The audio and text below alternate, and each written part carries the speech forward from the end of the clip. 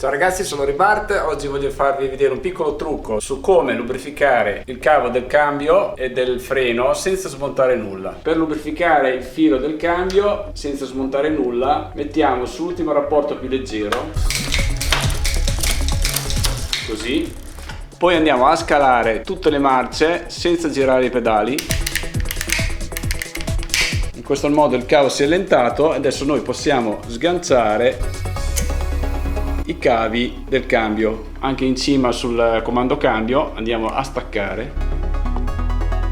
Come potete vedere adesso il cavo è libero, quindi adesso qui possiamo lubrificarlo e anche nella zona dietro del cambio possiamo fare la stessa cosa. Quindi sganciamo il cavo qui, così, e lo sfiliamo anche dal cambio. Così abbiamo tutto il cavo libero senza essere smontato dalla bicicletta e quindi adesso possiamo lubrificare con del grasso antiacqua. Lubrifichiamo il nostro cavo con del grasso antiacqua, così. Poi inseriamo di nuovo la guaina. Riagganciamo il cavo sul telaio. Stessa cosa lo facciamo dietro. Può usare anche dell'olio lubrificante per fare il lavoro, però l'olio tende ad asciugare più velocemente rispetto al grasso, quindi io preferirei mettere del grasso antiacqua per la lubrificazione dei cavi. Lo riagganciamo qua, come vedete c'è questo scasso sul telaio dove noi possiamo agganciare il cavo e sganciarlo facilmente. Lubrificato tutto il cavo, andiamo a posizionare la marcia sull'ultimo rapporto, così il cavo è tornato al suo posto e con il cavo del cambio siamo già a posto. Ora lubrifichiamo il cavo del freno posteriore, sganciamo il gommino dietro, così, sganciamo il freno, così. Poi stessa cosa, sfiliamo la guaina dal telaio e lubrifichiamo tutta la zona interna dove scorre la guaina. È molto importante ingrassare anche la curva, quindi sfiliamo anche la curva e le diamo una bella ingrassata.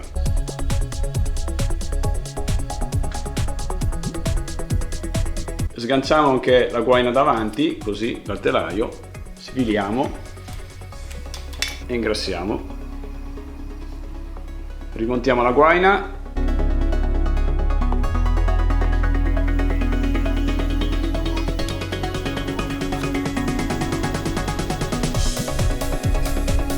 E agganciamo il nostro freno.